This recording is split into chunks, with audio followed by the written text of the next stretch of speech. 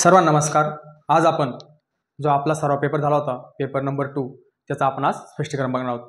सगळ्यात अगोदर आपण मराठीचं स्पष्टीकरण बघू, त्यानंतर मॅथ, रिजनिंग आणि जीएस अशा प्रकारचं आपण एक सब्जेक्टचं आपण स्पष्टीकरण बघणार आहोत। आता आपण त्या दिवशी पेपर झाला, सर्वांना सगळ्यांचे मार्क माहिती की आपण आता एवढंच त्या प्रश्नपत्रिकेत विश्लेषण करून आपल्याला एवढंच बघायचं आहे की आपलं कुठं चुक्या झाला आणि आपल्याला कसं त्याच्यात बदल करता येईल, कशा पद्धतीने आपल्याला अभ्यासाचं नियोजन करता येईल हे एक आपण त्या टेस्टच्या याच्यानुसार आपल्याला कळणार आहे की आपलं चुकलं काय, आपल्याला कोणत्या टॉपिकवर आपल्याला फोकस करावं लागणार आहे, कोणत्या चॅप्टरवर आपलं मराठी झालं, गणित झालं, बुद्धिमत्ता झालं की आपल्याला कोणता आपला टॉपिक कमजोर आहे, कोणता सब्जेक्ट कमजोर आहे किंवा वीक आहे तो आपल्याला त्यातून कळालं आहे आणि त्याच्यानुसार आपल्याला काय करणार आहे, अभ्यासाचं नियोजन करणार आहे। आता सगळ्यात अगोदर आपण आज मराठीचं स्पष्टीकरण बघणार आहोत, जे आपले 25 प्रश्न होते। तर आपला त्यातला 2 नंबरचा प्रश्न होता की ठराविक क्रमाने आलेल्या अक्षराच्या समूहातून एक विशिष्ट अर्थ व्यक्त होतो, त्याला काय म्हणतात? तर त्याला काय म्हणतात? शब्द म्हणतात। ठराविक क्रमाने कसा? एक अक्षर, सगळ्यात अगोदर आपलं काय झाले, वर्ण, आपण जे बोलतो आपल्या तोंडातून जे मूलध्वनी निघतंय, आपण जे बोलतोय त्याला काय म्हणतात? वर्ण म्हणतात। आणि हेच वर्ण काय केले नंतर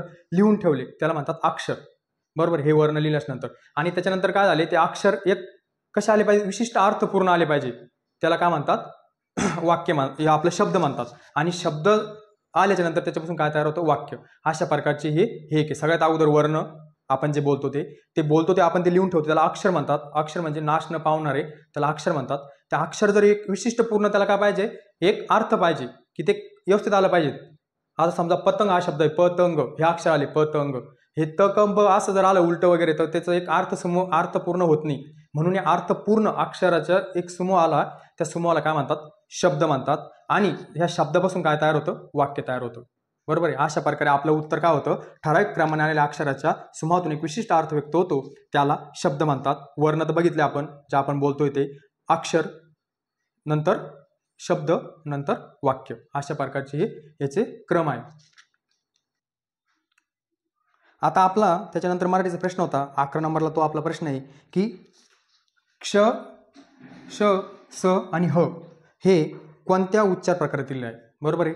हे याचं उत्तर आहे उष्ण। कोणते? उष्ण, याला काय म्हणतात? उष्म वर्ण म्हणतात याला, बरोबर आहे? हे आपल्याला लक्षात ठेवायचं आहे। आता याच्यात काय होतं, आपलं जे हे मूळ अक्षरांचे जे आपले हे वर्णमाला आहे त्याच्यामध्ये कठोर व्यंजने, स्पर्श व्यंजने, त्याच्यानंतर अर्धस्वर, त्याच्यानंतर उष्म व्यंजने, बरोबर आहे? अशा प्रकारे काय व्यंजनांचे प्रकार आहे, महाप्राण, बरोबर आहे? त्याच्यातलं हे उष्म व्यंजने। आता यांना काय म्हणतं माहिती आहे का? वरील ह्याचा उच्चार करताना आहे ना उष्णता निर्माण होती, यांचा उच्चार करताना घर्षणामुळे क्ष, श, ह, स काय होतं? उष्णता निर्माण होती, म्हणून यांना काय नाव पडले? उष्ण व्यंजन, काय म्हणून? उष्ण व्यंजन म्हणून यांना काय पडलेले नाव पडलेले। फक्त आपल्याला एवढंच लक्षात ठेवायचं आहे, आपण ज्यावेळेस ती वर्णमाला करू की त्या वर्णमालेमध्ये स्पर्श व्यंजने कोणते, त्यातले कठोर व्यंजने कोणते, त्यातले अर्धे स्वर कोणते, बरोबर आहे? त्यातले स्वर कोणते, त्याच्यानंतर महाप्राण कोणते, याच्यावर आपल्याला खूप वेळेस काय झालेले प्रश्न आलेले। आता महाप्राण वगैरे, हा महाप्राण आहे, बरोबर आहे? अर्धस्वर कोणते? य, र, ल, व हे अर्धे स्वर आहे। त्याच्यानंतर हे कोणते? उष्म होते। हे जे व्यंजनाचे प्रकार आहे हे आपल्याला काय करायचं आहे की कोण कशात बसतं, उष्म व्यंजनामध्ये कोण आहे, अर्धस्वरमध्ये कोण आहे, कठोर व्यंजनामध्ये कोण आहे, बरोबर आहे? मृद व्यंजनामध्ये कोण आहे, हे अशा प्रकारची आपले हे पहिली वर्णमाला, त्या वर्णमालेतलं आपल्याला काय करायचं आहे सगळे। आता जे आपलं उत्तर होतं याचं उष्म व्यंजने असं म्हणतात त्यांना, कारण त्यांचा उच्चार करताना काय होतं? श, श, स, ह काय होतं? यांच्या घर्षणामुळे काय होती? उष्णता निर्माण होती, त्याच्यामुळे त्यांना काय म्हणतात? उष्ण व्यंजने म्हणतात। आता आपला जो 3 नंबरचा प्रश्न आहे तो 21 नंबरला आपला मराठीचा, व्यंजन संधीचे उदाहरण ओळखा। व्यंजन संधीचे काय ओळखायचे? आपल्याला उदाहरण ओळखायचं आहे। सगळ्यात अगोदर संधी म्हणजे काय असतं माहिती आहे का? जोड शब्द तयार करताना पहिल्या अक्षरातील शेवटचा शब्द आणि दुसऱ्या अक्षरातील पहिला शब्द हे दोघं जेव्हा एकत्र येतात आणि त्या एकत्र शब्दापासून एक जो शब्द तयार होतो त्याला काय म्हणतात? संधी म्हणतात। आपल्याला एवढं लक्षात ठेवायचं आहे। संधीचे 3 प्रकार पडतात। पहिला प्रकार पडतो स्वर संधी, व्यंजन संधी, विसर्ग संधी। स्वर संधी म्हणजे की ही स्वरांपासून तयार झालेली असती आणि व्यंजन संधी म्हणजे व्यंजनापासून तयार झाली असती। एक तर व्यंजन असतं किंवा एक स्वर असतो, किंवा इथं स्वर असतो, इथं व्यंजन असतो, याच्यात कोणता ना कोणता एक ठिकाणी काय असतं? व्यंजन असतं। आणि ह्या विसर्ग संधी म्हणजे हा विसर्ग असतो आणि त्याच्यापासून तयार झालेल्या संधीला विसर्ग संधी म्हणतात। अशा प्रकारे संधीचे सर्वात अगोदर आपल्याला 3 प्रकार माहित पाहिजेत, स्वर संधी, व्यंजन संधी, विसर्ग संधी। आणि ह्या 2 शब्द, हा शब्द आणि हा शब्द, याच्यातला शेवटचा शब्द आणि याच्यातला पहिला शब्द, या दोघं एकत्र येऊन हा शब्द तयार होतो, याला म्हणतात संधी। आता स्वर संधी, स्वर म्हणजे इथे विद्या, इथं कशाचा उच्चार आहे? आचा उच्चार आहे। कशाचा? आचा। इथं स्वर आपल्याला आहे विद्या, कोणता स्वर आहे याच्यात? आ स्वर आहे, कारण आपल्याला धला काय आहे, एक काना आहे, बरोबर आहे. इथं आ सोडलं आपल्याला आहे, प्लस इथं अ आहे, बरोबर आहे. ह्या अ आणि आचा मिळून काय आला, आ, आणि हा इथं झाला विद्यार्थी. म्हणजे हा काय झाला, हे अ आहे ना, हा याच्यात मिळाला, दोन्ही मिक्स झाला, अ इथं आ आणि अ दोघे मिळून काय आला, आ झाला, आणि त्याचा शब्द झाला विद्यार्थी. अशा प्रकारे स्वरसंधी असते. याच्या जागी कोणते शब्द स्वरसंधीचे मग पुढे आणखी प्रकार आहे, पण आपण कशा प्रकारे शब्द जोडतो आपण हे बघितलं. इथं स्वरसंधी याच्यामुळे होती की याच्यात स्वर मिक्स आहे. आता स्वर मिक्स कसा ओळखायचा आणि व्यंजन कसं ओळखायचं. व्यंजनाचा पाय मोडलेला असतो. आता याच्यात अ नाही, चित्त इथं इथं चित्त नाही, इथं अ मिसळलेलं नाही किंवा आ मिसळ नाही, ई मिसळला नाही. स्वर कोणताही मिसळू शकतो, आ, ई, उ, ई. त्याच्यानुसार काय होतं, शब्दाचा अर्थ बदलतो, बरोबर आहे. आता इथं आ होता, हा अ, आणि दोघांचा म्हणून काय आला, विद्यार्थी झाला, बरोबर आहे. आता इथं व्यंजन सध्या कशी ओळखायची की इथं पाय मोडलेला आहे, त्याचं काय झालेलं आहे, पाय मोडलेला आहे. म्हणजे याच्यात काय झालेलं आहे, आणखी स्वर मिसळलेला नाही. ज्यावेळेस याच्यात स्वर मिसळेल त्यावेळेस तो काय होईल, अक्षर तयार होईल, बरोबर आहे. व्यंजन आणि स्वर मिळून काय होतं, पुढं वर्ण तयार होतो, अक्षर तयार होतो. आता ही संधी व्यंजन संधीचं काय होतं माहिती का, हा त आहे, बरोबर आहे, हा त आहे आणि हा अ आहे, आ. आता ही तृतीय व्यंजन संधी आहे. आपण ज्यावेळेस शिकू व्यंजन संधीमध्ये की वर्णमालेमध्ये ह्या तच्या जागेवर द कसा आला, हे जे स्पर्श व्यंजन गट वगैरे त्याच्यात कठोर व्यंजन स्पर्श व्यंजन गट त्याच्यात एक कॉलम आहे. त्या कॉलमनुसार काय होतं, ह्या तचं काय होतो, द होतो. काय होतो, ह्या तचा काय होतो, द होतो, आणि द हा आ मध्ये मिसळून चित्तानंद. अशा प्रकारचे आपलं काय आहे, व्यंजन संधी काय होतं, आपलं उत्तर चित्तानंद होतं. आणि त्याच्यानंतर विसर्ग संधी आहे. हा विसर्ग असतो, हे विसर्गाच्या मागे जर अ असेल तर इथं ह्या विसर्गाचा उ ह्या अ मध्ये मिसळून यशोधन होतो. अशा प्रकारचे संधीचे पुढं नेम आहे, ते आपण ज्यावेळेस स्पेशल घेऊ त्याच्यात त्यानुसार बघू. आता आपलं उत्तर काय होतं की खालीलपैकी कोणते व्यंजन संधीचं उदाहरण आहे ते ओळखा, बरोबर. तर आपलं उत्तर काय होतं, चिंतानंद. त्याच्यानंतर तपोवन, कविश्वरी काय आहे, स्वर संधी आहे. दुरात्मा आहे, विसर्ग संधी आहे. तपोवन काय आहे, विसर्ग संधी आहे. अशा प्रकारे व्यंजन संधी एकच होती, ते म्हणजे चित्तानंद. आपलं उत्तर आहे चित्तानंद. आता आपला 26 नंबरचा प्रश्न होता, पुढीलपैकी भावाचक नामे ओळखा. आता सगळ्यात अगोदर नामाचे 3 प्रकार आहे, बरोबर आहे. ते कोणते कोणते, सामान्य नाम, विशेष नाम, भावाचक नाम. सामान्य नाम, विशेष नाम, भावाचक नाम. आता सामान्य नाम काय असतं, एक जातीवाचक असतं, म्हणजे पूर्ण गटाला नाव असतं. समजा आपले मुलं, शहर, बरोबर आहे, डोंगर, वाघ, कुत्रा, हे काय सामान्य नाम आहे, म्हणजे त्यांचं काय पूर्ण जातीला नाम आहे. पण विशेष नाम घेतलं आपण, मोती, हे काय झालं, त्याचं विशेष नाम झालं. शहर आपण विशेष नाम घेतलं, पुणे, काय झालं त्याचं, ते विशेष नाम झालं. सामान्य नाम आणि विशेष नाम याच्यात एवढाच फरक आहे. सामान्य नाम हे पूर्ण गटाला दिलेलं नाव असतं. मुलं म्हणल्यावर आपण सगळे आलो, पण एक स्पेशल एखाद्या व्यक्तीचं नाव घेतात त्याचं काय झालं, ते विशेष नाम झालं. हा फरक आहे सामान्य नाम आणि विशेष नाम मध्ये. समजा कुत्रा म्हणला तर पूर्ण गट आला, पण आपण म्हटलं मोती, हे काय झालं, त्याचं विशेष नाम झालं. हे सामान्य नाम आणि विशेष नाम मधला फरक आहे. राहिलं भावाचक नाम. भावाचक नाम असं असतं की ते एक ज्याला आपण स्पर्श करू शकत नाही, चव घेऊ शकत नाही, डोळ्याने पाहता येत नाही, अशा कल्पनेने मानलेला गुण, अवस्था, कृती, गुण, अवस्था, कृती, अशा नामांना काय म्हणतात, भावाचक नाम म्हणतात. त्याच्यामध्ये सौंदर्य येतं, मनुष्यत्व येतं, विश्रांती येतं, श्रीमंत येतं, गर्व येतं. तर आपला प्रश्न असा होता, या प्रकारे आपण बघितलं नामाचे प्रकार. त्याच्यानंतर आपला प्रश्न असा होता की पुढीलपैकी भावाचक नामे कोणते. तर मधुरिमा आणि स्वागत हे काय आले, विशेष नाम झाले. स्वादिनी आणि नामिनी हे पण विशेष नाम झाले. सायद्री आणि आशा हे पण विशेष नाम झाले. धैर्य आणि आनंद हे काय झालं, आनंद एक भावना आहे, धैर्य, बरोबर आहे, कृती, हे काय आलं, भावाचक नाम आहे. तर आपलं उत्तर होतं 3 नंबरचं, धैर्य आणि आनंद.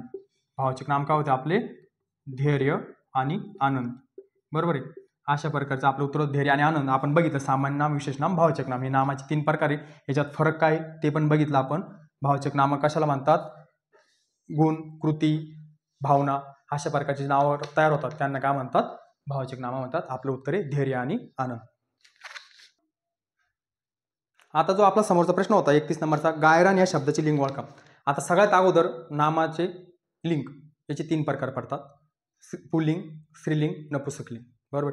अशा प्रकारे 3 प्रकार पडतात लिंगाचे नामाच्या, म्हणजे नामाबरोबर वापरतात. ते कोणतंही नाम असो आपल्या पृथ्वीतलावर सृष्टीतलं कोणत्याही नामाला, आता पुल्लिंग, स्त्रीलिंग आणि नपुंसकलिंग कसं ओळखायचं. समजा कोणताही शब्द घ्या, कोणतंही नाम घ्या, ज्याच्या पुढे तो हा शब्द आपल्याला वापरावा लागत असं, समजा पेन, आपण काय म्हणतो पेन, तर आपण काय म्हणतो तो पेन. आपण म्हणलं कधी असतं ती पेन किंवा ते पेन, तो पेन काय म्हणतो आपण, तो पेन. पेन काय आला, पुल्लिंगी शब्द आला. कपाट आपल्या घरामध्ये, तो कपाट, ती कपाट म्हणलं का आपण, नाही, तो काय झाला, पुल्लिंगी शब्द आला. खुर्ची, ती खुर्ची, बरोबर आहे. त्या शब्दापुढे ज्या शब्दापुढे तो लागला तो पुल्लिंगी असतो, ज्या नामापुढं ती शब्द लागला तो स्त्रीलिंगी असतो, आणि ज्या नामापुढं ते शब्द लागला तो नपुंसकलिंगी असतो. एवढंच आपल्याला लिंगामध्ये लक्षात ठेवायचं आहे. पुल्लिंग, स्त्रीलिंग, नपुंसकलिंग. आपल्याला परीक्षेत शब्द दिला, आपण स्वतः इमेजिन करू. आता इथं एक होतं पुल्लिंग ओळखा, बरोबर आहे. गायरान. काय गायरान? आपण म्हणतो का तो गायरान, ती गायरान? गायरान म्हणजे जिथं जनावरे चारण्यासाठी जी जागा राखी ठेवलेली आहे त्याला आपण काय म्हणतो? गायरान म्हणतो, बरोबर आहे. तर ते गायरान म्हणतो आपण. कोणतं? आपण म्हणतो ते गायरान. लगेच आपल्या त्या नामापुढे कोणता शब्द येतो? आपल्या ते येतो. म्हणून हे जे उत्तर होतं आपलं ते नपुंसकलिंग होतं. काय होतं? नपुंसकलिंग. लिंगाबद्दल आपल्याला फक्त एवढंच लक्षात ठेवायचं आहे, तो, ती, ते. प्रश्न आला त्याच्या पुढे वापरून बघायचा. तो लागला तर पुल्लिंग, ती लागला तर स्त्रीलिंग, ते लागला तर नपुंसकलिंग. अशा प्रकारे आपलं ते गायरान उत्तर होतं नपुंसकलिंग. आता आपला त्यानंतरचा प्रश्न होता 39 नंबरचा, खालील शब्दातून अनेकवचनी शब्द ओळखा. अनेकवचनी. आता सगळ्यात अगोदर आपल्याला लक्षात ठेवायचं आहे की वचनाचे नामाच्या ठिकाणी जो संख्या सुचवण्याचा जो गुणधर्म असतो, नामाच्या ठिकाणी संख्या सुचवण्याचा जो गुणधर्म असतो त्याला वचन म्हणतात. वचनाचे 2 प्रकार पडतात, एकवचन, अनेकवचन. ठीक आहे. एकवचन, अनेकवचन. संख्या सुचवण्याचं आपल्याला ते लगेच कळतं. आपण असलं, एक जण असलं समजा, एक ससा, आपण म्हणतो हा एक ससा. 10 असले काय म्हणतो? आपण ससे म्हणतो, बरोबर आहे. एक कुत्रा, एक आंबा असेल तर आपण एक आंबा म्हणतो. जर 10 आंबे असेल तर आपण म्हणतो 10 आंबे. म्हणजे जे संख्या सुचवण्याचा जो गुणधर्म आहे तो एकवचन आणि अनेकवचन मध्ये येतो. आता याच्यात पुल्लिंगी शब्दाचं, स्त्रीलिंगी शब्दाचं, नपुंसकलिंगी शब्दांचं याचं एकवचन अनेकवचन कसं करायचं याचे नियम आहे. जे आकारांत असतं समजा, शब्दाच्या शेवटी जे असतं आकारांत, एकारांत, इकारांत, उकारांत, याच्यानुसार हे वचन बदलत असतात. या अनेकवचनामध्ये त्यांचे खूप सारे असे नियम आहे की समजा अकारांत शब्दाचं आंबा आहे त्याचं अनेकवचन एकारांत होतं, आंबे होतं, अशा प्रकारचं आहे. पण सध्या आपण फक्त एवढंच लक्षात ठेवायचं इथं परीक्षेच्या दृष्टिकोनातून की आपल्याला लगेच लक्षात येतं की एकवचन अनेकवचन संख्या सुचवण्याचं. एक असेल तर एकवचन, आणि तिथे जर अनेक लागत असेल तर अनेकवचन. आता आपला प्रश्न असा होता खेळणे.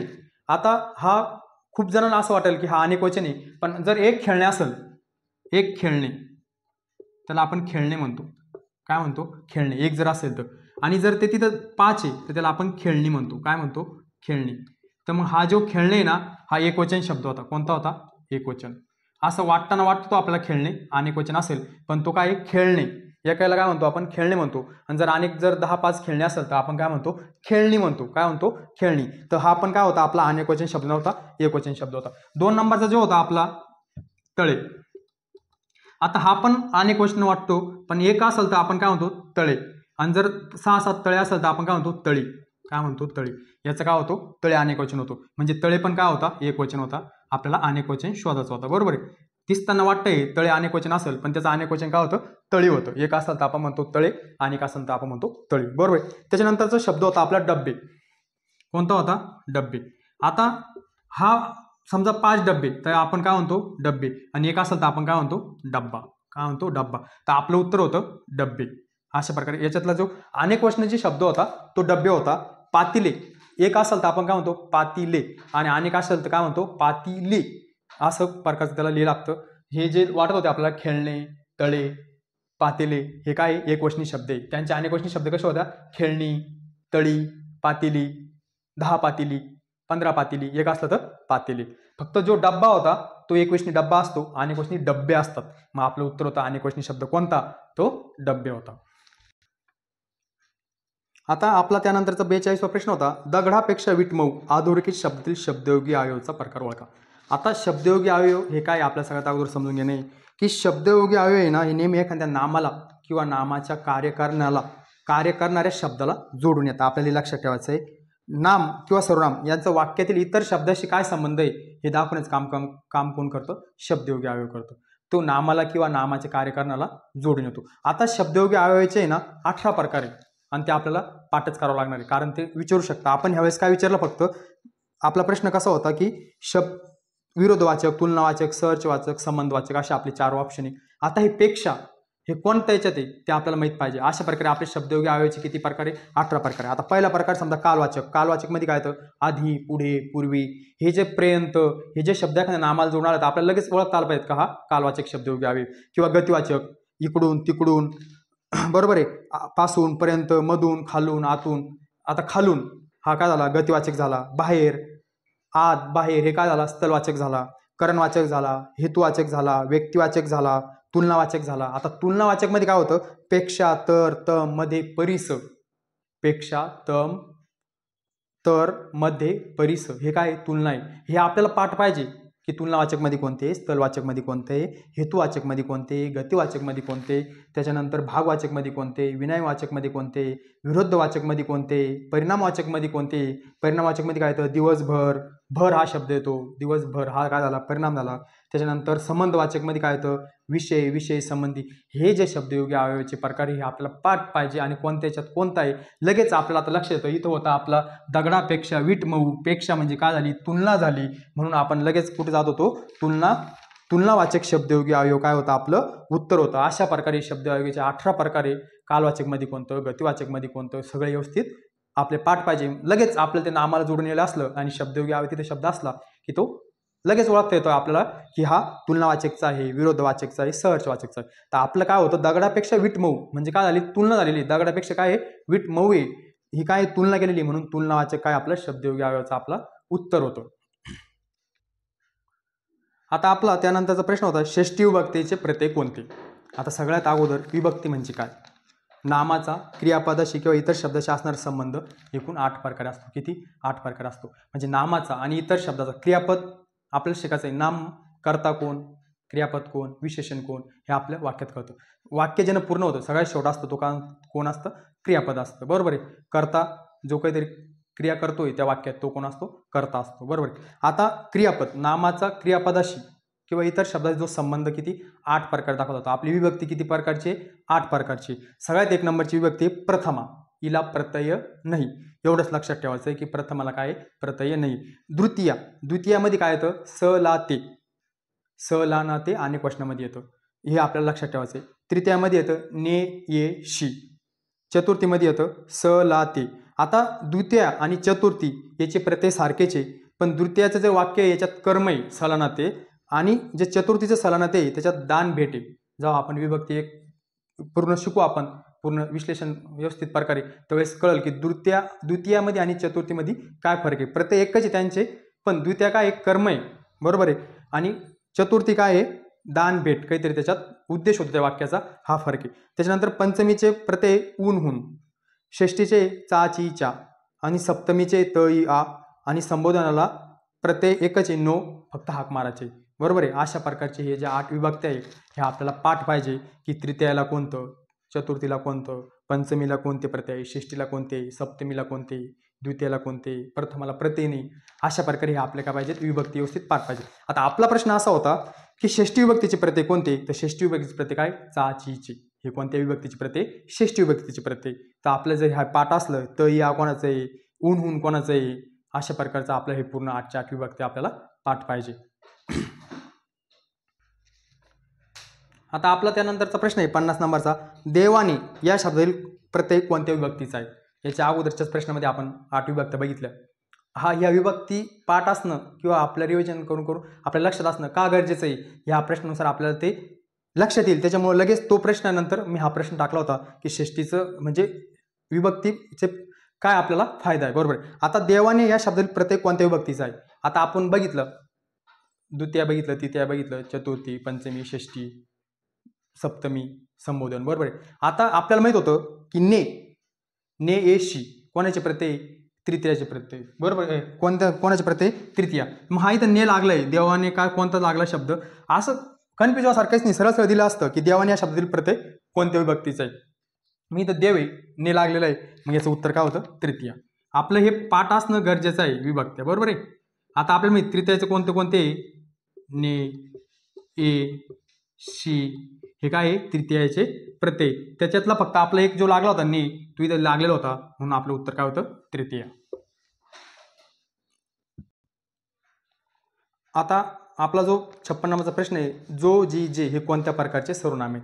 आता सगळ्यात अगोदर आपल्याला सर्वनाम हे नामाच्या याच्या नामासाठी वापरलं जातं, बरोबर आहे. नामाच्या ऐवजी वापरणारा शब्द कोणता असतो, सर्वनाम. म्हणजे आपण जर घेतलं समजा की एखादा मंत्री आला तर आपण काय म्हणतो, समजा देवेंद्र फडणवीस आले आपल्या तिथं, त्याच्यानंतर ते विमानतळावर उतरले, तिथून ते दुसरीकडे गेले अशा प्रकारचं आपण फक्त त्यांच्या नावाचा उल्लेख एकदाच करतो आणि तिथून जे पुढे आपल्याला सांगायचं असेल तिथं आपण तो, ती, ते असं या प्रकारचे सर्वनाम वापरतो. म्हणजे नामाऐवजी वापरणारे जे शब्द असतात त्याला काय म्हणतात? सर्वनाम म्हणतात. आता सगळ्यात अगोदर याच्यात लक्षात ठेवायचं एकच आहे की सर्वनामाचे 6 प्रकार आहे. किती? 6 प्रकार. पुरुषवाचक, दर्शक, संबंधी, प्रश्नार्थक, सामान्य आणि आत्मवाचक हे सर्वनामाचे काय प्रकार आहे? किती? 6 प्रकार आहे. आणि सर्वनाम एकूण किती आहे? 9 आहे. मी, तू, तो, ती, ते, हा, ही, हे, जो, जी, जे, कोण, आपण, काय, स्वतः. आता याच्यात पण काय आहे की वचनानुसार बदलणारी सर्वनामे, लिंगानुसार बदलणारी सर्वनामे, याच्यात पण याचे प्रकार आहे. पण आता आपला प्रश्न असा होता की जो, जी, जे हे कोणत्या प्रकारचे सर्वनामे आहे? तर ते संबंधी. कोणते? संबंधी. म्हणजे कसं? जे जो गरजेल तो पडेल का? हा झाला संबंध. जे पेरले ते उगवते, जो करेल तो भरेल, हे काय झाला? संबंध. कोणते सर्वनाम होते? संबंध सर्वनाम. जो, जी, जे हे कोणते? संबंधी सर्वनाम. अशा प्रकारे सर्वनामाचे प्रकार 6 आहे. हे 9 सर्वनामे. याच्यात परत लिंगानुसार, वचनानुसार बदलणारे सर्वनामे आपण ते बघू नंतर डिटेलमध्ये. पण सध्या आपल्याला एवढंच लक्षात ठेवायचं आहे की 9 सर्वनामे आणि प्रकार किती? 6 आहे. तो जो, जी, जे आपला जो प्रश्न होता तो कोणते? संबंधी सर्वनामे. आता त्यानंतर आपला प्रश्न होता 61 नंबरचा, खालीलपैकी कोणता शब्द विशेषण नाही? आता सगळ्यात अगोदर आपल्याला परीक्षेचं प्रेशर असतं ते सर्वांसोबत होतं.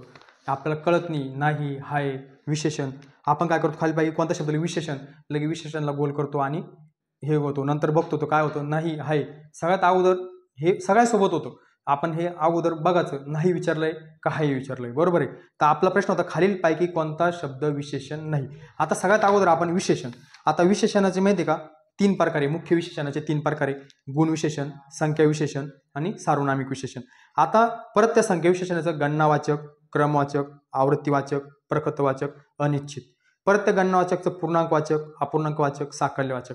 अशा प्रकारे काय होतं? विशेषणाचे प्रकार पडतात. आता आपला जो प्रश्न होता की याच्यात विशेषण कोणतं नाही. आता हे 100 आहे. हे कोणतं आहे? हे गणनावाचक आहे, बरोबर आहे. त्याच्यात हे संख्या विशेषण आहे. सगळ्यात अगोदर काय आहे? संख्या विशेषण 100, बरोबर आहे. त्याच्यानंतर स्वच्छ हे सुद्धा विशेषण आहे, पण त्याला ता लागला, बरोबर आहे. म्हणून हे काय झालं? नाम झाला. म्हणजे आपला शब्द विशेषण नाही, हा आपलं उत्तर होतं स्वच्छता. हे काय होतं? आपलं उत्तर होतं जे विशेषण नव्हतं. सुंदर हे गुणविशेषण आहे, ते गुण आहे एक, बरोबर आहे. वाईट हा पण एक गुण आहे, ते पण काय? गुणविशेषण आहे. असे गुणविशेषाचे पण भरपूर प्रकार पडतात. गुणविशेषण, संख्या विशेषण. आता 100 कोणतं आहे? हे संख्या विशेषण आहे. स्वच्छता हे त्याला ता लागल्यामुळे ता प्रत्यय लागला, मग त्याच्यापासून नाम तयार झाला, म्हणून ते काय झालं? आता विशेषण नाही राहिलेले. अशा प्रकारे 100, सुंदर, वाईट हे विशेषण होतं. आणि विशेषण नसणारा शब्द तो होता स्वच्छता. आता आपला त्यानंतरचा 63 नंबरचा प्रश्न होता की अपूर्ण भूतकाळाचे उदाहरण निवडा. आता सगळ्यात अगोदर काळाचे 3 प्रकार आहे, बरोबर आहे. वर्तमान काळ, भूतकाळ, भविष्यकाळ. काळाचे कोणते 3 प्रकार आहे? वर्तमान काळ, भविष्यकाळ, भूतकाळ. आता ह्या प्रत्येक काळाचे परत 4 प्रकार पडतात. साधा काळ, पूर्ण काळ, अपूर्ण काळ आणि रीतिकाळ. आता साधा काळ काय असतो की एक वर्तमान काळाचा साधा काळ असतो, भूतकाळाचा साधा काळ असतो, भविष्यकाळाचा साधा काळ असतो, त्याच्यानंतर भविष्यकाळाचा साधा काळ असतो, बरोबर आहे. आता त्याच्यानंतर अपूर्ण काळ.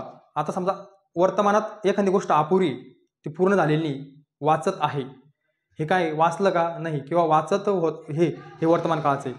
आता एखादी भविष्य काळात एखादी अपूर्ण गोष्ट आपल्याला सांगायची, तो वाचत असेल, वाचेल का? नाही.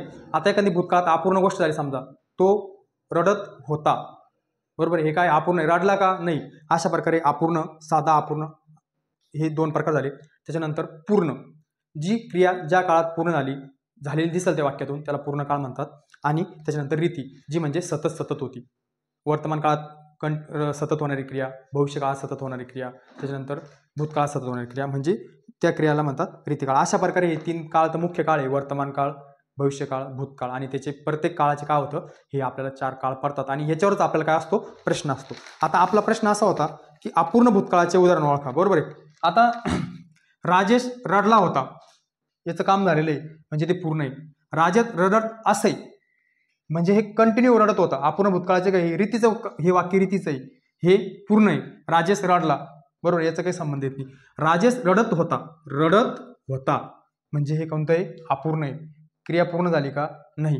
राजेश रडत होता. आता आपण बघितलं मुख्य 3 काळ आहे आणि त्या काळाचे प्रत्येक काळाचे काय 4 प्रकार आहेत. साधा, अपूर्ण, पूर्ण आणि रीती, बरोबर आहे. अशा प्रकारचे. आता अपूर्ण म्हणजे ती क्रिया अपूर्ण असते त्या काळातली, जो काळ असेल तो. त्याच्यानंतर पूर्ण म्हणजे ती क्रिया पूर्ण झालेली असते. आणि रीती म्हणजे ती सतत होती, 30 क्रिया, बरोबर आहे. आता राजेश रडत असे म्हणजे तो सतत, हे झालं रीती. राजेश रडला होता हे पूर्ण झालं, आणि राजेश रडत होता, रडत होता भूतकाळात का होता, राजेश रडत होता म्हणजे पूर्ण होतं का क्रिया, रडत होता, चालू होता आणखी रडत. अशा प्रकारे आपलं उत्तर होतं अपूर्ण भूतकाळाचं, राजेश रडत होता. आता जो आपला 69 नंबरचा प्रश्न होता, किंकर या शब्दास समानार्थी शब्द कोणता, तर त्याचं उत्तर आहे दास. आता समानार्थी, विरुद्धार्थी, म्हणी हे आपल्याला काय आहे, स्वतः आपल्याला हे करावंच लागणार आहे. हे प्रत्येक एक्झाममध्ये 1-2 समानार्थी असतात, 1-2 विरुद्धार्थी असतात, म्हणी असतात, वाक्य रूपांतर असतं, वाक्यसमूहाबद्दल एक शब्द असतो, अशा प्रकारचे हे आपल्याला असतात.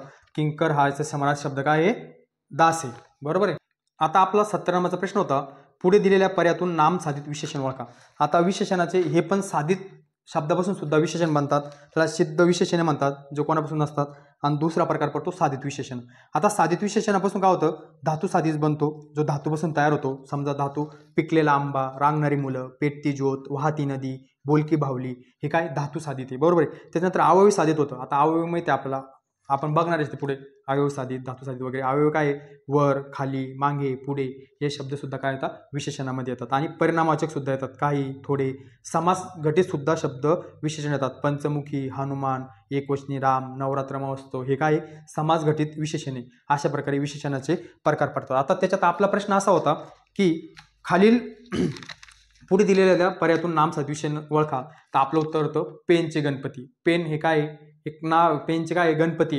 पेनचे गणपती काय, नाम साधित आहे, नामापासून झालेलं काय ते विशेषणे. गणपतीला ते विशेषण ना, पेनचे गणपती, राजूरचे गणपती, बरोबर आहे.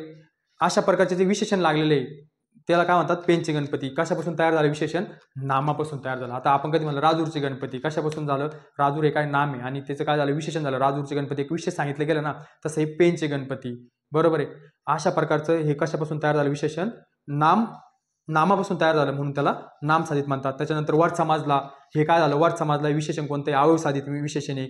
पिकलेला आंबा हा धातू साधित आहे. पिकलेला, पीक या धातूपासून झालेला, समजा क्रियापद असतो हे, समजा त्याच्यापासून धातू, क्रियापदाचा अगोदर शब्द काय असतो, धातू, धातूपासून क्रियापद, मग पिकलेला आंबा काय झाला, धातू साधित झाला. रांगणारी मुलं काय झाले, धातू साधित झाला. अशा प्रकारचे हे विशेषणाचे सुद्धा आणखी साधित विशेषण आहे, हे सुद्धा आपल्याला माहित पाहिजे. नाम साधित कोणते, धातू साधित कोणते, त्याच्यानंतर भरपूर असे, त्याच्यानंतर अवयव साधित कोणते, परिणामवाचक कोणते, समासघटित कोणते, हे काही विशेषण आहे. तर आपलं उत्तर होतं पेनचे गणपती. आता आपला समोरचा प्रश्न होता 74 नंबरचा, आई मुलाला हसवते. या वाक्यात हसवते हे क्रियापद कोणते. आता ज्या वाक्यातनं, ज्या शब्दानं वाक्याचा अर्थ पूर्ण होतो त्या शब्दाला काय म्हणतात, क्रियापद म्हणतात. तो वाक्याच्या शेवटी असतो. आता क्रियापदाचे सुद्धा प्रकार आहे. आता क्रियापदाचे स्थितीदर्शक क्रियापदे, सकर्मक क्रियापदे, आकर्मक क्रियापदे. सकर्मक क्रियापदे म्हणजे ज्याच्यातून काहीतरी क्रिया होती, सकर्मक आहे, नकारात्मक आहे, आकर्मक आहे, द्विकर्म क्रियापदे, उभयविध क्रियापदे, संयुक्त क्रियापदे, सिद्ध क्रियापदे, साधित क्रियापदे आणि प्रयोजक क्रियापदे. त्याच्यानंतर शक्य क्रियापदे, अनियमित आणि गौण क्रियापदे, भावकृतक क्रियापदे, करणरूप क्रियापदे, अकरणरूप क्रियापदे. अशा प्रकारे 13-14 काही क्रियापदाचे प्रकार आहे आणि हे आपल्याला माहित पाहिजे की कोणत्या क्रियापदाला कोणतं हे लागतं. आता आई मुलाला हसवते, तो स्वतः हसला का, नाही, कोणाकोणतरी हसवला गेलं. वाक्यातील एखादी क्रिया दुसऱ्याकडून घडवून किंवा करवून घेतली जाते, ते कळतं आपल्याला त्याच्याहून, त्याला काय म्हणतात, प्रयोजक क्रियापद म्हणतात. रामू कुत्र्याला पळवतो, कुत्रा पळाला का, नाही, रामूनं पळवितो, रामूनं पळवला, म्हणजे कोणतं क्रियापद झालं, प्रयोजक क्रियापद झालं. शिक्षक मुलांना बसवतात, कोण बसवतात, शिक्षक मुलांना बसवतात. मुलं बसले का स्वतः, नाही, शिक्षक मुलांना बसवतात, म्हणून हे प्रयोजक क्रियापद झालं. आता हे थोडं नवीन ज्यांनी सुरुवात केलेली, आता हे जे व्याकरण आहे, मराठी व्याकरण, हे डीपमध्ये हळूहळू जातं, ते आपल्याला लक्षात येणार नाही. पण ज्यावेळेस तुमची जेव्हा प्रॅक्टिस होईल, पूर्ण तुमचं कव्हर होईल, पूर्ण सिलेबस कव्हर होईल, की तुम्हाला वाक्याहून सुद्धा ते ओळखता येतं. हे पाहिजे, म्हणजे वाटतं तेवढं अवघड नाही, सोपं आहे. ज्यावेळेस तुम्ही रिव्हिजन करशाल किंवा मग वाचून ते तुमच्या लक्षात येईल की प्रयोजक क्रियापद कशाला म्हणतात, शक्य क्रियापद कशाला म्हणतात. आता प्रयोजक क्रियापद आहे, बरोबर. आता शक्य क्रियापद, मला आता पळवते, आता कुत्र्याला पळवते किंवा आईला आता काम करवते, हे काय झालं, शक्य झालं. वाचताच कळतं ना आपल्याला, आईला आता काम करवते, बरोबर. हे काय झालं, शक्य क्रियापद. असे जर वाक्य आले आणि तुम्हाला सांगितलं की याच्यात ओळखा शक्य क्रियापद कोणतं, प्रयोजक कोणतं, बरोबर आहे, त्याच्यानंतर भावकृत कोणतं, हे ज्यावेळेस आपण रिव्हिजन करून ते आपल्याला लक्षात येईल, ते आपण 5 क्षणी आपल्याला ते उत्तर काय वाजेल, आपल्याला क्लिक वाजेल, आपण त्याला गोल करायचो. हे असं एवढं अवघड किंवा दडपण घेण्यासारखं याच्यात काही नाही. आता आपलं तेवढंच होतं की प्रयोजक म्हणजे काय, दुसऱ्याकडून करून घेतलेली क्रिया असते किंवा दुसऱ्यानं घडवून आणलेली असते. आता आई मुलाला हसवते, आईनं हसवलं ना, बरोबर आहे, म्हणून काय झालं ते प्रयोजक आपलं काय होतं, प्रयोजक आपलं उत्तर होतं अशा प्रकारे, बरोबर आहे. आता शक्य, संयुक्त हे काय आहे, क्रियापदाचे प्रकार आहे. आता आपलं उत्तर होतं आई मुलाला हसवते, तर ते प्रयोजक होतं, कारण ते दुसऱ्यानं आईनं घडवून आणलेली क्रिया होती. अशा प्रकारचं आपलं उत्तर प्रयोजक होतं. आता आपला जो पुढचा प्रश्न आहे, देव त्याचे भले करो, या वाक्याचा प्रकार ओळखा. खाली वाक्य आज्ञार्थी, विद्यार्थी, संकेतार्थी, विधानार्थी. आता हे वाक्याचे आपल्याला प्रकार माहीत पाहिजे की कुठं कोणतं वाक्य वापरतो. आता देव त्याचे भले करो हे वाक्यातच बरं वाटतं, असं कोणाला वाटत नाही की त्याचे भले हो. आपण फक्त इथं म्हणासारखं की देव त्याचे भले करो असं कोणी कोणाला म्हणत नसतं, पण आपलं काय वाक्य आहे, देव त्याचे भले करो. आता याचं उत्तर होतं आज्ञार्थी. काय आज्ञार्थी, याचं उत्तर आहे आज्ञार्थी, देव त्याचे भले करो. आता आज्ञार्थीमध्ये काय काय येतं आपल्या लक्षात काय ठेवायचं, आज्ञार्थीमध्ये आज्ञा, विनंती, आज्ञा, विनंती, त्यानंतर प्रार्थना, आशीर्वाद, बरोबर आहे, आशीर्वाद, त्याच्यानंतर सल्ला, सल्ला, उपदेश, मागणी, बरोबर आहे. हे आज्ञार्थीमध्ये येतं. आज्ञा, विनंती, प्रार्थना, आशीर्वाद, सल्ला. आपल्याला एवढंच लक्षात ठेवायचे. वाक्याचे हे प्रकार आहे कोणते कोणते, आज्ञार्थी आहे, स्वार्थ आहे, स्वार्थ, आज्ञार्थ, विद्यार्थ आणि संकेतार्थ, हे वाक्याचे प्रकार आहे. आता आपला जो प्रश्न होता की देव त्याचे भले करू, काय प्रार्थना आहे ना, मग प्रार्थना कशा देते, आज्ञार्थीमध्ये येते, म्हणून आपलं उत्तर होतं आज्ञार्थी. आता त्याच्यानंतर आपल्याला कधी म्हणलं विद्या, हे वाक्य ओळखा,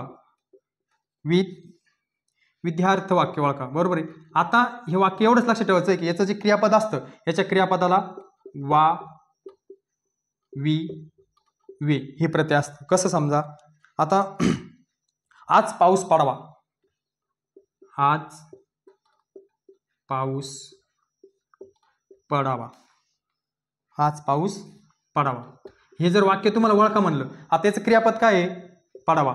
शेवटी प्रत्यय कोणता आहे, वा, वी, वे. हे जे विद्यार्थी वाक्य असं ओळखा, असा जर प्रश्न आला की खालीलपैकी विद्यार्थी वाक्य कोणते, तर वा, वी, वी हे तीनच प्रत्यय पाहिजे. इथं लागलेलं आहे वा, म्हणजे वाक्य काय झालं, आज पाऊस पडावा, हे वाक्य झालं विद्यार्थी. आणि आज्ञार्थी कसं ओळखायचं, कोणाला आज्ञा केली, विनंती केली, प्रार्थना केली, आशीर्वाद दिला, सल्ला दिला, हे झालं आज्ञार्थी. देव त्याचे भले करो, प्रार्थना झाली, म्हणून आपलं उत्तर होतं आज्ञार्थी. पण हे वाक्य कसं ओळखावं हे लक्षात ठेवायचं आहे. फक्त त्याच्या क्रियापदाला हा प्रत्यय लागला असतो, वा, वी, वे हे प्रत्यय असतात. पडावा म्हणून विद्यार्थी असतं. त्याच्यानंतर संकेतार्थ तर सगळ्याला माहिती आहे, जर अभ्यास केला तर यश मिळेल, लवकर आलात म्हणजे बागेत जाऊ, पहिला नंबर आला की पेढे वाटेल, जर, तर, किंवा, म्हणजे, की यासारखे शब्द जे असतात ते काय असतात, संकेतार असतात. आणि स्वार्थ म्हणजे फक्त कसा, क्रियापदाचा एक काय चालू आहे, काळाचा बोध, म्हणजे काय असतं स्वार्थ. तो पाणी भरतो, तिने अभ्यास केला, तो चेंडू खेळतात. आणि ह्या स्वार्थ वाक्याला आहे ना, ता, ती, ते आणि ला, लो, ली, ता, ती, ते, ला, लो, ली हे प्रत्यय असतात स्वार्थ वाक्याला. आज्ञार्थ वाक्यामध्ये आज्ञा, विनंती, प्रार्थना, आशीर्वाद, सल्ला असतो. विद्यार्थी वाक्यामध्ये विनंती, शक्यता, इच्छा, तर्क, कर्तव्य, योग्यता. पण सगळ्यात सोपं लक्षात ठेवासारखं एवढंच आहे, विद्यार्थी वाक्यामध्ये त्यांच्या क्रियापदाला शेवटी वा, वी, वे ही प्रत्यय असतात. आणि नंतर 4 नंबरचं जे वाक्य संकेतार्थ, त्याला जर, तर, म्हणजे, की अशा प्रकारचे हे लागलेलं असतात मध्ये वाक्याच्या मध्ये. अशा प्रकारे क्रियापदाचे खाली 4 अर्थ होते, ते आपल्याला लक्षात ठेवायचे.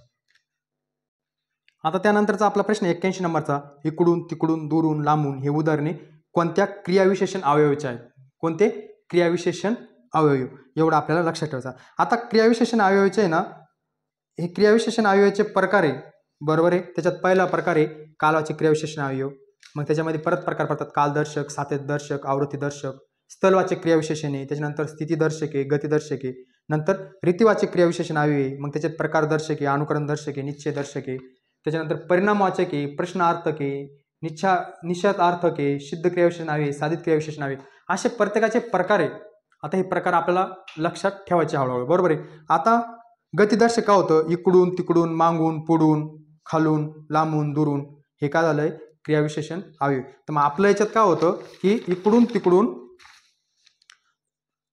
इकडून तिकडून दूरहून लांबून ही उदाहरणे कोणत्या क्रियाविशेषण अवयवाची तिथे गतिदर्शक क्रियाविशेषण अवयवाची. आता आपल्याला जर स्थितीदर्शक म्हणलं असतं कसं, पलीकडे एक चिंचेचं झाड आहे, स्थिती, पतंग वर आहे, बरोबर आहे, तो खाली बसला, जिथे तिथे वर खाली कुठे मध्ये अलीकडे पलीकडे काय स्थितीदर्शक आहे. त्याच्यानंतर कालवाचक आधी आता सध्या उद्या परवा लगेच हे काय झाले कालवाचक आहे. त्याच्यानंतरचा होता सातत्यदर्शक, म्हणजे तीच गोष्ट सातत्यानं होत असती. सातत्यदर्शक कसं, नित्य सदा सर्वदा दिवसभर आजकाल सर्व काळ सदोदित अशा प्रकारचे क्रियाविशेषण अवयवाचे काही प्रकार आहे हे आपल्याला वाचून ते कोणत्या प्रकारात कोणते, सातत्यदर्शकमध्ये कोणतं आहे, स्थलवाचकमध्ये कोणतं आहे, गतिदर्शकमध्ये कोणते आहे, प्रकारदर्शकमध्ये कोणते आहे, कालदर्शकमध्ये कोणते, हे ज्यावेळेस शब्द आपल्याला लक्षात येईल त्यावेळेस आपल्याला असे प्रश्न पडल्यावर आपल्याला लगेच त्याच्या उत्तरापाशी जाता येणार. अशा प्रकारे आपलं उत्तर होतं गतिदर्शक. आता आपला समोरचा प्रश्न होता, मारावे परी कीर्तिरूपी उरावे वाक्यातील उभयन्यायी अवयव ओळखा. उभयन्यायी अवयव. आता जसं आपण शब्दयोगी अवयव बघितलं होतं, शब्दयोगी काय होतं, नामाला जोडून येतं, पण हे उभयन्यायी अवयव आहे ना, हे दोन किंवा अधिक शब्द अथवा वाक्य काय करतं, जोडतं. आता मारावे परी कीर्तिरूपी उरावे, जसे शब्दयोगी अवयवाचे प्रकार होते, क्रियाविशेषण अवयवाचे प्रकार आहे, तसेच उभयन्यायी अवयवाचे पण काय प्रकार आहे, बरोबर आहे. शब्दयोगी नामाला जोडून येतं. लक्षात ठेवण्यासाठी हेच करावं लागतं की शब्दयोगी अवयव कुठे वापरतात, क्रियाविशेषण अवयव कुठे वापरतात, उभयन्यायी अवयव कुठे वापरतात, बरोबर आहे. आता शब्दयोगी अवयव आपल्याला नामाला जोडून येतं, उभयन्यायी अवयव येतं का, नाही. ते काय करतं, दोन वाक्य जोडतं किंवा दोन शब्द जोडतं. आता याचे पण प्रचार आहे, याचे पण काय प्रकार आहे भरपूर. समुच्चय बोधक आहे, विकल्प बोधक आहे. आता विकल्प बोधक मध्ये कसं, तुला चहा हवा की कॉफी, हे झालं विकल्प बोधक. नियोजन बोधक आहे, परिणाम बोधक आहे, स्वरूप बोधक आहे, उद्देश बोधक आहे, संकेत बोधक आहे, कारण बोधक आहे. अशा प्रकारे काय आहे शब्दयोगी अवयवाचे प्रकार आहे. आता स्वरूप बोधक मध्ये काय वापरतात, म्हणजे, म्हणून, की, जे. उद्देश मध्ये काय वापरतात, सबब, यास्तव, कारण, बरोबर आहे. संकेत मध्ये काय वापरतात, जर तर. विकल्प मध्ये काय वापरतात, अथवा, वा, की, किंवा, अगर, बरोबर आहे. अशा प्रकारचे आपल्याला कशात काय वापरताय आपल्याला हे माहीत पाहिजे. आणि मारावे परी कीर्तिरूपी उरावे या वाक्यातील उभयन्यायी अवयव कोणते होते, तर ते परी होतं. कोणतं होतं, परी. आणि मारावे परी कीर्तिरूपी उरावे याच्यातलं उभयन्यायी अवयव कोणतं होतं, ते परी होतं. आणि ते परी कोणतं येतं, नियोजन बोधक येतं. अशा प्रकारचं आपलं उत्तर काय होतं, परी. आपल्याला हे शब्दयोगी अवयव आपल्याला पाठच पाहिजे. नियोजन बोधक हे काय होतं, ते परी हे काय होतं, शब्दयोगी आपलं उभयन्यायी अवयव होतं. आपल्याला एवढं इथं लक्षात ठेवायचं आहे. आता छे या केवळ प्रयोगी अवयवातून कोणता भाव व्यक्त होतो, बरोबर आहे. आता केवळ प्रयोगी आपल्याला माहित पाहिजे. आता केवळ प्रयोगीचे पण 9 प्रकार आहे. हर्षदर्शक आहे, शोकदर्शक आहे. आता हर्षदर्शक मध्ये कसं होतं, वा वा, बरोबर आहे, हा हा. आता शोकदर्शक मध्ये म्हणतो शिव शिव, देवा रे, रामा रे, हाय हाय, बरोबर आहे. अरे रे, हा कसं म्हणतो आपण, शोकदर्शक मध्ये म्हणतो. आश्चर्यदर्शक मध्ये आहा, बाप रे, अरेच्चा, अबब, हे काय झालं, आश्चर्यदर्शक झालं. प्रशंसदर्शक मध्ये काय म्हणतो आपण, छान, वा, भले, शाबाश. समधिदर्शक मध्ये ठीक, जी हा. आता विरोधदर्शक छे. आता आपल्याला एखादं काम करत नसलं आपण म्हणतो छे नको, ते काही योग्य नाही, अशा पद्धतीनं करणं योग्य नाही, छे नको, याला काय झाला, विरोध झाला, बरोबर आहे. तशा प्रकारे आपला काय होतं, छे केवळ प्रयोगी अवयव कोणता भाव व्यक्त करतो, तर तो विरोध करतो. अशा प्रकारे जे आपले केवळ प्रयोगी अवयव आहे ते आपल्याला माहीत पाहिजे की मौनदर्शक मध्ये कोणते, संबोधनदर्शक मध्ये कोणते, तिरस्कारदर्शक मध्ये कोणते, विरोधदर्शक मध्ये कोणते, ते जर आपल्याला माहीत असेल तरच आपण लगेच उत्तरापर्यंत जाऊ शकतो. अशा प्रकारे आपलं उत्तर काय होतं, विरोधवाचक काय होतं, केवळ प्रयोगी अवयव होतं छे. आता जो आपला समोरचा प्रश्न होता 90 नंबरचा, अनिता सुंदर गाणी गाते. अनिता सुंदर गाणी गाते याच्यातला प्रयोग ओळखा म्हणलं होते, बरोबर आहे. आता सगळ्यात अगोदर आपल्याला लक्षात ठेवणे आहे की प्रयोगाचे प्रकार किती पडतात, कर्तरी प्रयोग, कर्मणी प्रयोग आणि भावी प्रयोग. प्रयोगाचे 3 प्रकार आहे, बरोबर आहे. आता कर्तरी प्रयोग कसा ओळखायचा, कर्मणी प्रयोग कसा ओळखायचा आणि भावी प्रयोग कसा ओळखायचा. आता सगळ्यात अगोदर कर्तरी प्रयोग. कर्त्याला प्रत्यय नसतो. काय असतं, जो कर्ता असतो कर्त्याला प्रत्यय नसतो. आता सगळ्यात अगोदर आपल्याला हे माहित पाहिजे की वाक्यात कर्ता कोण असतो, कर्त्याला प्रत्यय नसतो, बरोबर आहे. हे कशाचं आहे, आता हे वाक्य अनिता सुंदर गाणे गाते, बरोबर आहे. आता याच्यात कर्ता कोण आहे, अनिता आहे. गाते काय, क्रियापद आहे. तिचं कर्म काय आहे, गाणे गाते. कर्म गाणी आहे, गाते क्रियापद आहे. अनिता काय आहे, कर्ता आहे, बरोबर आहे. आता कर्तरी प्रयोगाचा नियम काय आहे की कर्त्याला प्रत्यय नसतो. आता अनिताला प्रत्यय आहे का, नाही. म्हणून आपलं उत्तर काय होतं त्याच्यात की अनिता सुंदर गाणे गाते हा कर्तरी प्रयोग होता. कोणता प्रयोग होता, कर्तरी प्रयोग होता. अनिता सुंदर गाणे गाते, तर हा कर्तरी प्रयोग होता, बरोबर आहे. अशा प्रकारचं आपलं उत्तर होतं कर्तरी प्रयोग. आता आपण प्रयोगाचे 3 प्रकार पाहिले की कर्तरी प्रयोग कसा ओळखायचा की कर्त्याला प्रत्यय नसतो.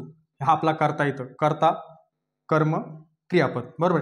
आता कर्मणी प्रयोग कसा ओळखायचा, तर कर्मणी प्रयोगाला काय असतं, कर्त्याला प्रत्यय असतो. काय असतो, कर्त्याला प्रत्यय असतो. रामाने काम केले, बरोबर आहे. रामाने काम केले. आता इथे राम आहे कर्ता, रामाने काम केले, काय केलं, कर्म, काम, क्रियापद केले. कर्ता कोणी, राम आहे. प्रत्यय लागलेला ना ने, मग रामाने काम केले, मग प्रयोग कोणता आहे, कर्मणी प्रयोग. सगळ्यात म्हणजे परीक्षेच्या दृष्टिकोनातून लक्षात ठेवण्यासाठी एवढंच करायचं फक्त, कर्तरी प्रयोग कर्त्याला प्रत्यय नसतो. अनिता सुंदर गाणे गाते, कर्त्याला प्रत्यय नाही. कर्मणी प्रयोगात कर्त्याला प्रत्यय असतो आणि भावी प्रयोगात कर्त्याला सुद्धा आणि कर्माला सुद्धा काय असतो, प्रत्यय असतो. आता भावी प्रयोग आपल्याला लक्षात ठेवायचा आहे. आता भावी प्रयोगात धोंडूने गाईला बांधले. आता याच्यात कर्ता कोण आहे, धोंडू. कर्म काय आहे, गाईला तो बांधले, बरोबर आहे. आता इथं धोंडूने इथं बी प्रत्यय लागला आणि गाईला प्रत्यय लागला, म्हणजे कोणता, भावी प्रयोग. आता सरळ सरळ फक्त आपल्या याचे पण खूप प्रकार आहे, कर्तरी प्रयोगाचे, कर्मणी प्रयोगाचे, भावी प्रयोगाचे. पण दृष्टिकोनातून जर असं आपल्या परीक्षेच्या दृष्टिकोनातून जर असा प्रश्न आला की कर्तरी प्रयोग ओळखा, कर्मणी प्रयोग ओळखा किंवा भावी प्रयोग ओळखा, तर सरळ सरळ फक्त एवढंच लक्षात ठेवायचं आहे की कर्तरी प्रयोगात कर्त्याला प्रत्यय नसतो, सरळ सरळ.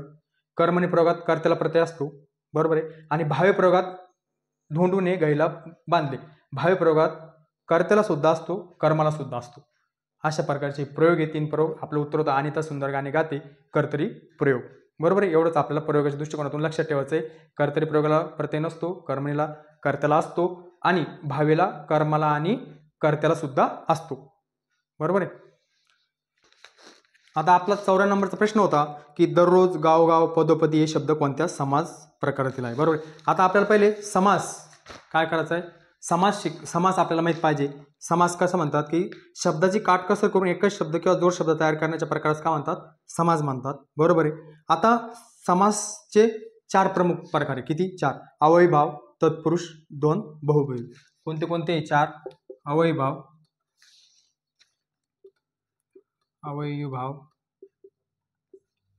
त्याच्यानंतर तत्पुरुष,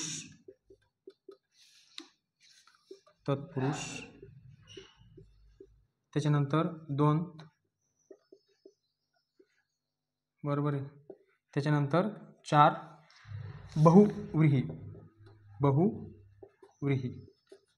बहुव्रीही हा एक अशा प्रकारचे समासाचे 4 प्रकार आहे. आता अवयभाव म्हणजे स्थलवाचक, कालवाचक, रीतिवाचक जे शब्द येतात, स्थलवाचक घरोघरी स्थलवाचक झालं, क्षणोक्षणी कालवाचक झालं, यथाशक्ती रीतिवाचक झालं. अशा प्रकारचे जे शब्द येतात ते कुठे येतात, अवयभावामध्ये येतात. त्याच्यानंतर 2 घटकाचा उल्लेख होतो परंतु फक्त दुसऱ्या घटकाची अस्तित्व जाणवते. शेतकरी फक्त शेती करणारा दिसतो. द्वंद्वमध्ये उल्लेख केलेल्या घटकापैकी कोणत्याच घटकाची निवड केली जाते यावर अवलंबून असतं. इतर आई वडील, 15-16, समाहार, वेणी फणी हे कशामध्ये येते, 2 समाजामध्ये येतं. बहुव्रीहीमध्ये काय येतं, उल्लेख केलेल्या घटकापेक्षा तिसराच घटक येतो. वक्रतुंड, गणपती, नीलकंठ अशा प्रकारचे समाज आहे. या समासाचे 4 प्रकार आहे. आता आपला प्रश्न होता की दररोज, गावोगाव, पदोपदी, तर आपलं याचं उत्तर होतं अवयभाव समास. काय होतं, दररोज स्थलवाचक, कालवाचक, रीतिवाचक जे शब्द आहेत ते कशामध्ये येतात, अवयभावामध्ये येतात. तत्पुरुष, द्वंद्व आणि बहुव्रीही हे जे आपण सगळे व्यवस्थित बघणार आहे. आता सध्या आपलं परीक्षेचं आपलं उत्तर हे होतं फक्त परीक्षा आपल्या पेपरमधलं अवयभाव समास होतं, त्याचं काय होतं उत्तर होतं, जे आपले शब्द दिलेले होते की दररोज, गावोगाव, पदोपदी. बाकी जे कशा प्रकारचा समाज ओळखायचा आहे ते आपण पुढं बघणार आहोत. अवयभाव कसा ओळखायचा, तत्पुरुष कसा ओळखायचा, द्वंद्व कसा ओळखायचा, बहुव्रीही कसा ओळखायचा, बरोबर आहे. हे पण आपण डिटेलमध्ये बघणार आहे. पण आता सध्या आपलं उत्तर काय होतं, दररोज, गावोगाव, पदोपदी, अवयभाव काय होता, समाज होता. आता आपला समोरचा प्रश्न आहे, मराठीत गुढी, गुंडी, तूप हे शब्द कोणत्या भाषेतून आले, बरोबर. आपली जी मराठी भाषा आहे ना, या मराठी भाषेला खूप साऱ्या भाषांचं काय झालं मिक्स झालेलं आहे. पण आपण बोलतो तर आपल्या कधी लक्षात येत नाही. आपण आता तूप रोजचा आपला वापरणारा शब्द आहे, आपल्याला कधी असं आठवलं का हा कानडी शब्द आहे, किंवा बटाटा, हे लिंबू, हे पूर्ण पोर्तुगीज, तामिळी, कानडी, बरोबर आहे. त्याच्यानंतर तेलुगू, गुजराती, इंग्लिश, खूप असे शब्द आहे, हिंदी, हे जे आपले काय झाले मराठीत आलेले आणि ते काय झालं बोलता बोलता आपल्या भाषेत काय झाले येऊन गेले आणि ते रुळून गेले, सगळ्यांच्या तोंडी ते आलेले आहेत. आपल्या लक्षात पण येत नाही की आपण तूप हा कानडी शब्द आहे, किंवा गुढी आपण गुढी पाडवा, गुंडी आपल्या शर्टाच्या बटनाला आपण अशा प्रकारचे जे हे गुंडे तुपे हे खूप भाषेतून आपल्या मराठी भाषेत आलेले शब्द आहे आणि ते आपल्याला माहीत पाहिजे. प्रत्येक खूप वेळा येणारा हा प्रश्न आहे पोलीस भरतीला की हा शब्द कोणत्या भाषेतून आला, तो शब्द कोणत्या भाषेतून आला, हे मग आपल्याला माहीत पाहिजे की तामिळमधून कोणता आला, तेलुगूमधून कोणता आला, पोर्तुगीजमधून कोणता आला, इंग्लिशमधून कोणता आला, हिंदीमधून कोणता आला, अशा प्रकारचे आपल्याला खूप ते आलेले ते आपल्याला ते तिथं वाचून घ्यायचे. त्याच्यानंतर आपला शेवटचा प्रश्न होता मराठीचा, तोंड दाबून बुक्क्याचा मार म्हणजे काय? तर मुकाट्याने दुःख सहन करणे. तोंड दाबून बुक्क्याचा मार म्हणजे मुकाट्याने काय करणे? आपला दुःख सहन करणे. अशा प्रकारे म्हणी होतात. म्हणी, समानार्थी शब्द, वाक्यप्रचार हे असं आपल्याला काय करायचं आहे सगळं. हे एक व्याकरणाचा भाग आणि एक शब्दसंग्रहाचा भाग हे दोन्हीवर पण आपल्याला प्रश्न असतात. आता हे दोन्ही पण आपले बाकी जो शब्दसंग्रहाचा भाग आहे समानार्थी, विरुद्धार्थी, म्हणी वगैरे हे आपलं काय हे आपला वाचनाचा भाग आहे. याला काही असं नेम वगैरे काही नाही. अशा प्रकारे आपण आज मराठी या भागाचं विश्लेषण बघितलं. त्याच्यानंतर आपण मॅथ, रिझनिंग अशा प्रकारे समोर एक एक बघणार आहेत. आता फक्त आपल्याला व्यवस्थित एवढंच या प्रश्नपत्रिकेतून हे करायचं आहे की आपलं प्रत्येक टॉपिकवर आपण एक एक प्रश्न घेतला होता. तो टॉपिक आपल्याला कंप्लीट करायचा आहे. ज्याच्यावर प्रश्न आलेला असेल त्याचा व्यवस्थित रिव्हिजन करायचे आहे. आपलं कुठं चुकलं, काय चुकलं, बाकीचे ऑप्शन कोणत्यापासून कोणता प्रश्न तयार होतो खालच्या ऑप्शनमधून ते पण बघायचं आहे आणि व्यवस्थित विश्लेषण लिहून घ्यायचं आहे. धन्यवाद.